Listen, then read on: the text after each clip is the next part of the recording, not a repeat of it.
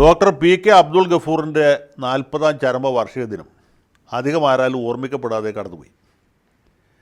മലയാള മനോരമയാകട്ടെ, മാതൃഭൂമിയാകട്ടെ, ദേശാഭിമാനിയാകട്ടെ, മറ്റേതെങ്കിലും syndicate പത്രങ്ങളാകട്ടെ doctor ഗഫൂറിനെ അനുസ്മരിച്ച് കണ്ടില്ല. അത് മനസ്സിലാക്കാവുന്നുള്ളൂ. ഇവിടെ ന്യൂനപക്ഷങ്ങൾക്ക് വേണ്ടി അനവരതം ശബ്ദിച്ചുകൊണ്ടിരിക്കുന്ന ചില പത്രങ്ങളുണ്ട്. ചന്ദ്രിക, സിറാജ്, വർത്തമാനം, ഇവയും അദ്ദേഹത്തെ ഓർമ്മിച്ചില്ല. അതിൽ നമുക്ക് പരിഭവമില്ല.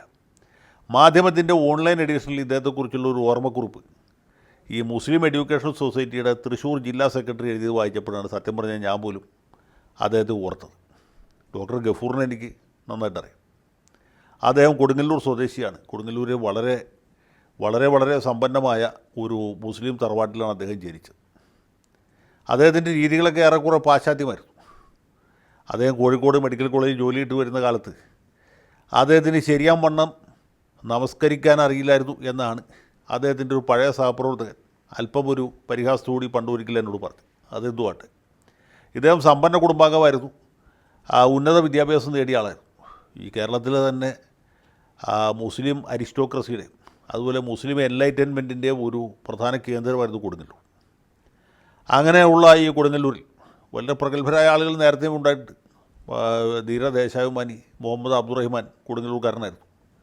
അതുപോലെ കേരള നിയമസഭാ സ്പീക്കറായിരുന്ന മുസ്ലിം ലീഗ് നേതാവ് സീതി സാഹിബ് കൊടുങ്ങല്ലൂർക്കാരനായിരുന്നു. അങ്ങനെ ഒരുപാട് പ്രഗത്ഭന്മാരുണ്ടായിട്ടുള്ള സ്ഥലമാണ്. അവിടെ നിന്ന് തന്നെയാണ് ഡോക്ടർ ഗഫൂറിൻ്റെയും ഉത്ഭവം. അദ്ദേഹത്തിൻ്റെ ഭാര്യ ആലുവക്കാരിയാണ്. ആലുവയിലെ ഒരു വലിയ ധനാഢ്യനും മറ്റു തരത്തിൽ പൊതുകാര്യ പ്രസക്തനുമായിരുന്ന ഖാൻ ബഹദൂർ മക്കാർ പിള്ളയുടെ മകളായിരുന്നു ഇദ്ദേഹത്തിൻ്റെ ഭാര്യ ഫാത്തിമ ഗഫൂർ. അങ്ങനെ രണ്ട് ഭാഗത്തും വളരെ സമ്പന്നമായ വളരെ ആഭിജാത്യമുള്ള കുടുംബത്തിൽ നിന്ന് വരുന്ന ആളാണ്. അദ്ദേഹം അലിഗർ യൂണിവേഴ്സിറ്റിയിൽ നിന്നാണ് ബിരുദം നേടിയത്. അതിനുശേഷം തിരുവനന്തപുരം മെഡിക്കൽ കോളേജിൽ നിന്നാണ് മെഡിക്കൽ ബിരുദം നേടിയത്. അതിനുശേഷം എഡിൻബറോയിൽ നിന്നാണ് MRCP പാസ്സാകുന്നത്. അതിനുശേഷം കോഴിക്കോട് മെഡിക്കൽ കോളേജിലാണ് അദ്ദേഹം വളരെ കാലം ജോലി ചെയ്തത്. കോഴിക്കോട് മെഡിക്കൽ കോളേജിൽ നല്ല ശമ്പളവും വാങ്ങി ഭാര്യയും കുട്ടികളുമായിട്ട് സമാധാനമായിട്ട് ജീവിക്കേണ്ടിയിരുന്ന ആളാണ് അദ്ദേഹം. പക്ഷേ അദ്ദേഹത്തിന് അങ്ങനെ പോയാൽ പോരാ എന്ന് തോന്നി. അവിടെയാണ് ഈ കഥയിലെ ട്വിസ്റ്റ് വരുന്നത്. ഡോക്ടർ ഗഫൂറിൻ്റെ കുടുംബ മഹത്വം വെച്ച് നോക്കുമ്പോഴോ, പാരമ്പര്യം വെച്ച് നോക്കുമ്പോഴോ, പണം വെച്ച് നോക്കുമ്പോഴോ, ആഭിജാത്യം വെച്ച് നോക്കുമ്പോഴോ അദ്ദേഹം അങ്ങനെ ഒരു സമുദായ പ്രവർത്തകനായിട്ട് പോകേണ്ടിയിരുന്ന ആളല്ല.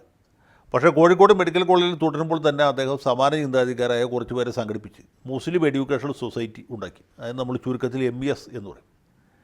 കാരണം മുസ്ലിം സമുദായം വളരെ പിൻപന്തിയിലായിരുന്നു.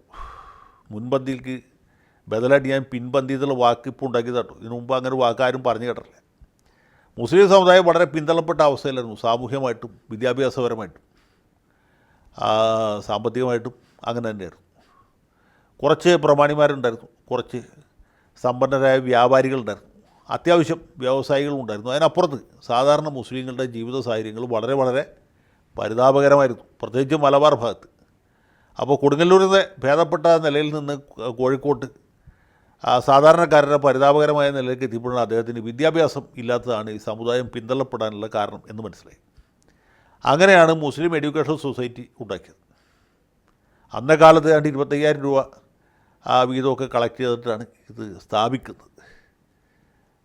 വിദ്യാർത്ഥികൾക്ക് സ്കോളർഷിപ്പ് കൊടുക്കാൻ തുടങ്ങി. പിന്നീട് വിദ്യാഭ്യാസ സ്ഥാപനങ്ങൾ നേരത്തെ പല ആളുകൾ തുടങ്ങിയിട്ട് മുന്നോട്ട് കൊണ്ടുപോകാൻ കഴിയാതെ നിന്നുപോയ സ്ഥാപനങ്ങളുണ്ട്, അല്ലെങ്കിൽ നിന്നു പോകുന്ന മട്ടിലെത്തിയ, ഇപ്പോൾ കൊടുങ്ങല്ലൂർ അസ്മാബി കോളേജ് അല്ലെങ്കിൽ ബമ്പാടെ കോളേജ്, ഇതൊക്കെ ഇവർ ഏറ്റെടുത്തു. പിന്നെ സ്വന്തമായിട്ട് കോളേജുകൾ സ്ഥാപിച്ചു. അങ്ങനെ കാണുന്ന ഇന്ന് നമ്മൾ കാണുന്ന MES സ്ഥാപനങ്ങൾ അദ്ദേഹത്തിൻ്റെ മരണശേഷം പിന്നീട് മകൻ ഡോക്ടർ ഫസൽ ഗഫൂർ അതിൻ്റെ സാരഥി ഏറ്റെടുത്തപ്പോഴാണ് ഇപ്പോൾ കാണുന്ന നിലയിലേക്ക് എത്തിയത്. എങ്കിൽ പോലും ആ രംഗത്ത് വലിയ പ്രവർത്തനം നടത്തിയ ആളാണ് ഡോക്ടർ ഗഫൂർ. സത്യത്തിൽ നമ്മൾ ഈ നവോത്ഥാന നായകന്മാരെന്നൊക്കെ പറഞ്ഞ് കുറേ ആൾക്കാരെ പൊക്കിക്കൊണ്ട് നടക്കുന്നില്ലേ, ഇതിലൊന്നും ഇദ്ദേഹത്തിൻ്റെ പേര് ആരും പറഞ്ഞു കേട്ടില്ല. സത്യത്തിൽ അദ്ദേഹത്തോളം ഈ രംഗത്ത് സംഭാവന ചെയ്ത ആളുകൾ തന്നെ വളരെ കുറവാണ്. മുസ്ലിം സമുദായത്തെ സംബന്ധിച്ചിടത്തോളം പ്രത്യേകിച്ചും വിദ്യാഭ്യാസ മന്ത്രിയായിരുന്ന CH മുഹമ്മദ് കോയ ചെയ്ത സേവനത്തേക്കാൾ ഒട്ടും കുറവല്ല ഡോക്ടർ ഗഫൂർ ഈ സമുദായത്തിന് വേണ്ടി ചെയ്തത്. ഈ സമുദായത്തിൽ എത്ര പേർക്ക് ഇദ്ദേഹത്തെ അറിയാം എന്നെനിക്കറിയില്ല. ഫസൽ ഗഫൂറിനെ മിക്കവർക്കും അറിയാം. അദ്ദേഹം വൈകുന്നേരം 8 മണിക്ക് ഏഷ്യാനെറ്റിലും മറ്റ് ചാനലിലുമൊക്കെ ചർച്ചയ്ക്ക് വരുന്ന ആളായിരുന്നു. അദ്ദേഹത്തിൻ്റെ പിതാവായിരുന്ന മഹാനായ ഡോക്ടർ അബ്ദുൽ ഗഫൂറിന് എത്ര പേർക്ക് അറിയാം എന്ന് ഈ പരിപാടി കാണുന്ന ഓരോ മുസ്ലിം സമുദായ അംഗത്തോടും ഞാൻ ചോദിക്കും. മറ്റ് സമുദായക്കാരും ഇതിന് ഉത്തരം പറയാൻ ബാധ്യസ്ഥരാണ്. നമുക്ക് നാരായണ ഗുരുവിനെ അറിയാം, ചട്ടമ്പി സ്വാമികളെ അറിയാം, മന്നത്ത് പത്മനാഭനെ അറിയാം, അല്ലെങ്കിൽ ചാവറ കുര്യാക്കോസ് അച്ഛനെ അറിയാം. പക്ഷേ ഡോക്ടർ ഗഫൂറിനെ എത്ര ആളുകൾക്ക് അറിയാം? എന്തുകൊണ്ട് അദ്ദേഹത്തിൻ്റെ പേര് ആ രീതിയിൽ ഓർമ്മിക്കപ്പെടുന്നില്ല എന്നുള്ള ചോദ്യം വളരെ പ്രസക്തമാണ്. എന്തുകൊണ്ട് മുസ്ലിം മാനേജ്മെൻറ്റുള്ള പത്രങ്ങളെങ്കിലും അദ്ദേഹത്തെ ഈ 40ാം ചരമവാർഷിക വേളയിൽ ഓർത്തില്ല എന്ന കാര്യം വളരെ പ്രസക്തമാണ്. അവർക്ക് ഓർക്കാൻ ഒരുപാട് വേറെ കാര്യങ്ങളുണ്ട്, അതുകൊണ്ട് ഓർത്തില്ല എന്ന് വേണമെങ്കിൽ പറയാം. അല്ലെങ്കിൽ തെരഞ്ഞെടുപ്പ് സമയമായതുകൊണ്ട്, അല്ലെങ്കിൽ 40ാം ചരമവാർഷികത്തിന് ഞങ്ങൾ ഇസ്ലാം ദീനനുസരിച്ച് പ്രത്യേകിച്ച് പ്രാധാന്യമൊന്നും കൽപ്പിക്കുന്നില്ല എന്ന് വേണമെങ്കിൽ പറയാം.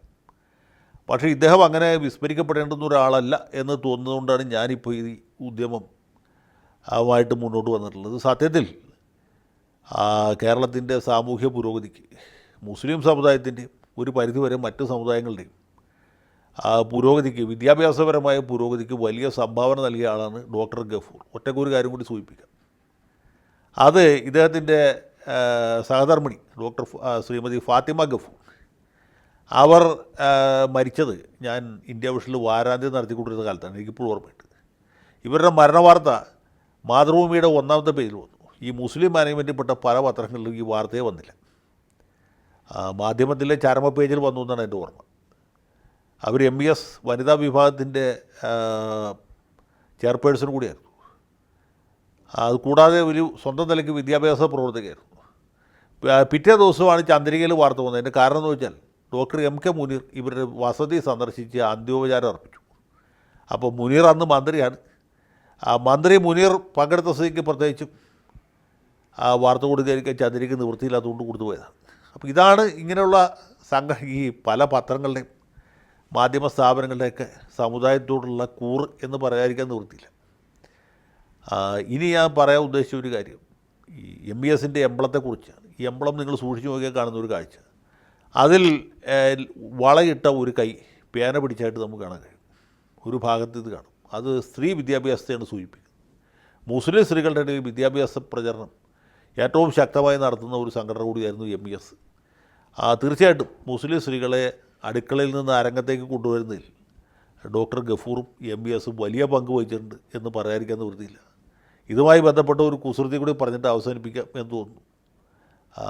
ഡോക്ടർ ഗഫൂർ ഒരു സമയത്ത് മുസ്ലിം ലീഗുമായിട്ട് നല്ല ബന്ധമായിരുന്നു. പിന്നീട് മുസ്ലിം ലീഗുകാർ ഇദ്ദേഹത്തിന് വളരെ എതിരായി, ശത്രുക്കളായി, അദ്ദേഹത്തിന് നേരെ വധഭീഷണി വരെ മുഴക്കിയ സമയം ഉണ്ടായിട്ടുണ്ട് എന്ന് കേൾക്കുന്നു. അതല്ല ഇവിടെ പറയാൻ വന്നത്.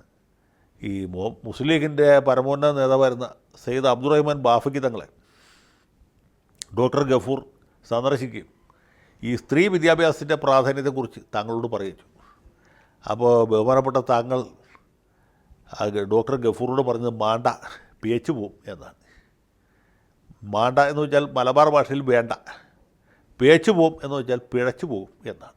മുസ്ലിം പെൺകുട്ടികൾ പഠിക്കുകയാണെങ്കിൽ, അടുക്കളയിൽ നിന്ന് അരങ്ങത്തേക്ക് വരികയാണെങ്കിൽ അവർ വഴിതെറ്റിപ്പോവും എന്നാണ് മഹാനായ തങ്ങൾ പോലും വിചാരിച്ചത്. ഏതായാലും ഇപ്പോൾ ആ തെറ്റിദ്ധാരണയൊക്കെ ആളുകൾക്ക് മാറി. മുസ്ലിം കുട്ടികൾ പഠിക്കാനും വളരാനും വികസിക്കാനും സമൂഹത്തിന് വലിയ സംഭാവനകൾ നൽകാനും കഴിഞ്ഞു.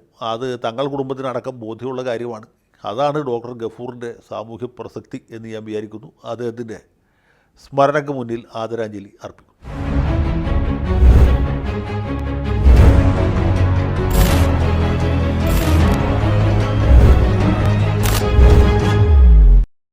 കൂടുതൽ വാർത്തകളും വിശേഷങ്ങളും നിങ്ങളിലേക്ക് എത്താൻ ABC മലയാളം സബ്സ്ക്രൈബ് ചെയ്യുക, ബെൽ ബട്ടണും അമർത്തുക.